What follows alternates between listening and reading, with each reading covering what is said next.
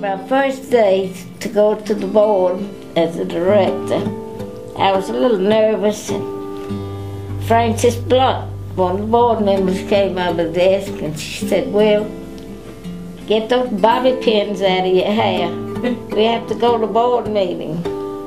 Bobby pins I'd put in reminded me of the bride's mother. The bride was about to go down the aisle and the mother spotted her and said, "Oh, get the rollers out of your hair. You got your hair rolled up." She said, "I know. I want to look nice for my reception." The mother said, "You can see why I was just held together by hairspray."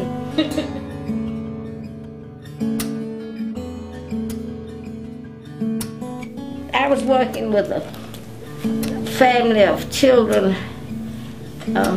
There were 3, and 2 of them were already in foster home, but the 3rd one was somewhere else. And the 3rd one comes to us in need of care. So of course I go to Miss Farrier, who serves the first 2, and she said, "I have room in my heart. I have room in the house, but I have no space to put any more clothes."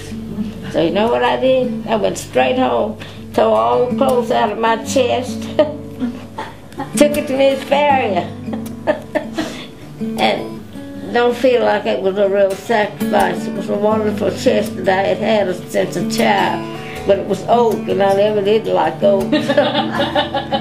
that took care of that. For a long time, we felt that children should be placed outside the county where their parents or where they were born, and we worked cooperatively with the State Department and placed all of our children outside. Well, we finally got the light that, you know, we might be able to do this ourselves right here, and we did, and we stressed the fact that there were some children that seemed unadoptable that were really adoptable, and so we laid a lot of stress on finding homes for these children. And some of the children, most of them were infants, but there was a little 4 or 5-year-old girl that I was sort of responsible for. And so we were working on, we selected parents, and the parents were waiting. And so we went shopping for our adoption day clothes. And we were having so much fun and looking at the clothes and trying them on and finding something that fit her. And finally she said to me, she called me home, and she said, "May I go look at some clothes myself?" And I said, "Sure, and I'll be right here. You do what you want to do." And she came back and said, "Oh, she found one." And what she wanted to know was, will I fit this dress? Not will it fit me, but will I fit this dress? And one of my favorite stories among our children was a teenager in Georgia in a school. And the school called me and said, "We don't believe that we can ask her to come back. She has so many demerits." And I said, "What in the world? What is she doing?" And said, "One thing, she works in the dining room and she can never remember to wear a net." Well, that was easy to take care of. Send a box of nets. I always have one available. And what else is she doing? Well, the students are not allowed to have pets.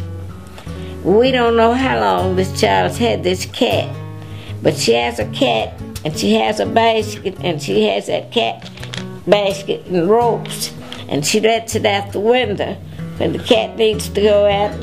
She lets the cat out, and she always knows when the cat wants to come back in because he gets in the box and she feels it, she can see it, so she gets back.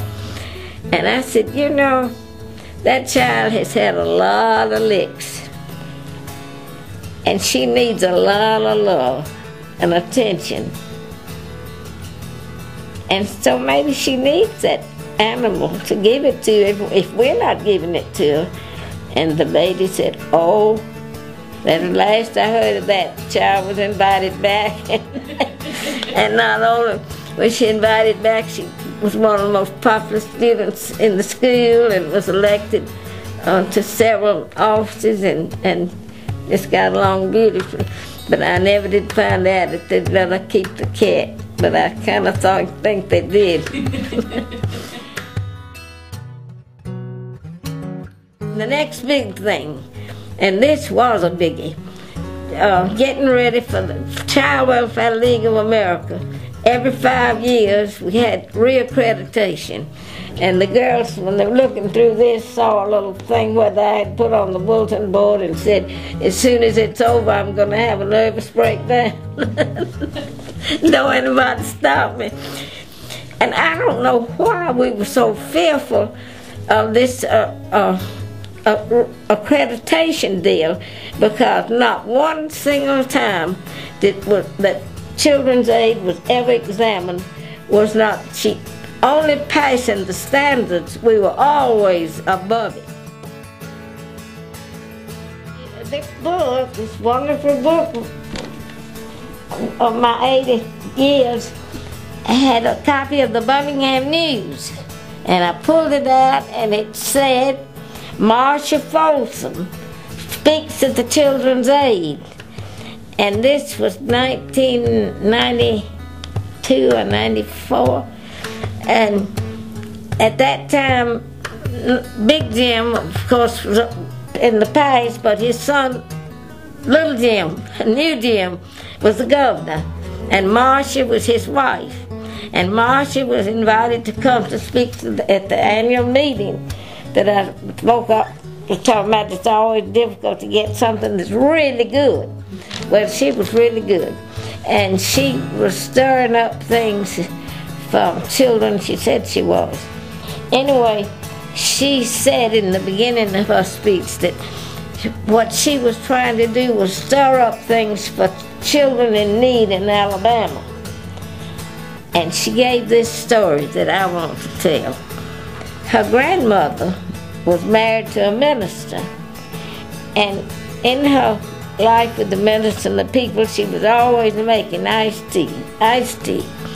And so Marcia asked her grandmother one day, how do you make such good tea?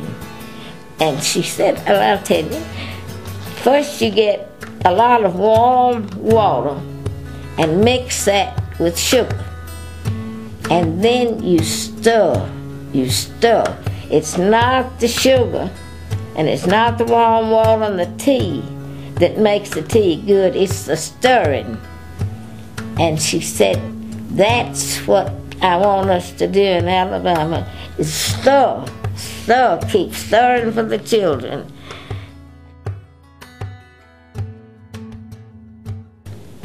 My biggest dream, and it is big, that we have a house of our own.